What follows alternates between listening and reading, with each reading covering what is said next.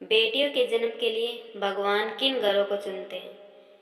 दोस्तों, हम मॉडर्न तो बहुत हो गए, लेकिन आज भी हम में से बहुत सारे घर ऐसे हैं जो लड़की के पैदा होने पर खुशी नहीं मनाते, बल्कि अंदर ही अंदर दुख में डूब जाते हैं। और ये एक सामाजिक बुराई है, क्योंकि स्त्री पुरुष, लड़का लड़की मानव के दो ऐसे रूप हैं जिनके बिना इस दुनिया का चलना असंभव है। बस यही बात हमें समझनी चाहिए। आइए, आज हम आपको बताते हैं कि किन घरों में ज़्यादा लड़कियां पैदा होती है। आपको ये जानकर हैरानी होगी कि पुराणों के अनुसार लड़की का जन्म भाग्यशाली इंसानों के घर ही पर ही होता है, जिन्होंने अपने पूर्व जन्म में पुण्य कर्म किए होते हैं। आपको बता दें कि लड़की को साक्षात लक्ष्मी का रूप माना जाता है।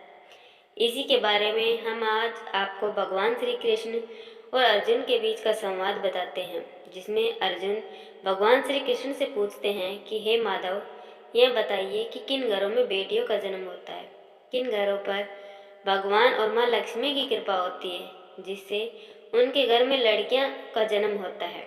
भगवान श्री कृष्ण कहते हैं कि बेटियों का जन्म सौभाग्य से होता है और भगवान बेटियां उन्हीं घरों में देते हैं जो बेटियों का भार सहन कर सके।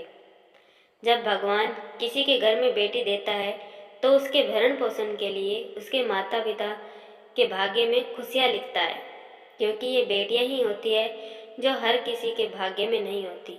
और ये बेटियां ही होती है जो इस सृष्टि को चलाए रखने के लिए अपना सब कुछ न्यौछावर कर देती है।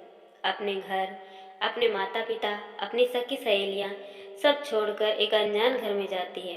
पुरुष जरा सोच के देखे, इसे सोचने मात्र से ही रोंगटे खड़े हो जाते हैं कि जिस घर में वो पले बड़े हुए हैं, अपने माता पिता को उन्हें छोड़कर जाना है।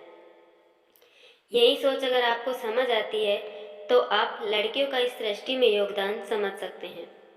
हे अर्जुन, बेटियों का जन्म रुक जाना मतलब इस सृष्टि का रुक जाना है। हमारे समाज में कई ऐसी धारणाएं हैं जो बिल्कुल गलत है। इनमें से एक यह है कि किसी की मृत्यु हो जाने पर बेटियां या बहू उनका पिंडदान नहीं कर सकती, जबकि आपको पता होगा कि रामायण में भी जब भगवान राम के पिता दशरथ की मृत्यु हो जाती है तो राजा दशरथ ने खुद माता सीता के स्वप्न में आकर उनसे पिंडदान की इच्छा जाहिर की थी, क्योंकि उस वक्त वो भगवान श्री राम के साथ वन में थी। तो उन्होंने वहीं से जो भी उनसे हुआ स्वप्न में ही उनका पिंड दान किया, जिसके बाद भगवान श्री राम के पिता राजा दशरथ को इस दुनिया से मुक्ति मिल गई। अगर आपके घर में बेटी है तो आप ये भली भांति जानते होंगे कि एक बेटी बेटे से कहीं ज़्यादा माता पिता से प्यार करती है। आपको एक और कहानी सुनाते हैं।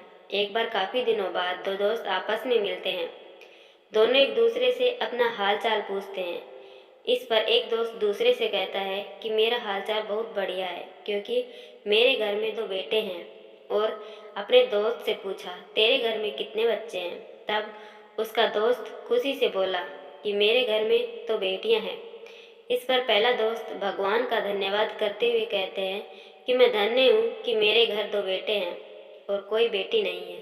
यह सुनकर बेटियों के पिता की आंखों से आंसू आ गए। इतनी देर में उसकी बेटी बोल पड़ती है कि चाचा, भगवान हमेशा उसी घर में बेटी देते हैं जो भाग्यशाली है।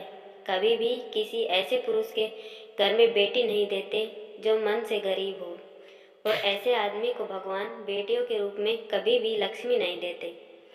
इसी के लिए स्वामी विवेकानंद का किस्सा भी बहुत ज़्यादा प्रसिद्ध है। एक बार की बात है कि स्वामी विवेकानंद माता वैष्णो देवी की चढ़ाई चढ़ रहे थे। तभी उन्होंने देखा कि एक कमजोर सा किसान अपनी बेटी को अपने कंधे पर बिठाए चढ़ाई चढ़ रहा था।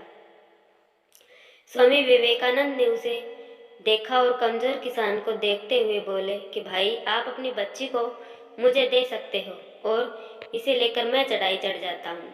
आप मेरे साथ साथ चले, आपको बोझ लग रहा होगा। इस पर किसान ने कहा कि आपने पूछा इसके लिए धन्यवाद, लेकिन श्रीमान, मैं आपको बताना चाहता हूँ कि बेटियाँ कभी भी बाप के कंधे पर बोझ नहीं होती। बेटियाँ अगर बाप के कंधे पर हो तो वो एक बोझ को हल्का कर देती है।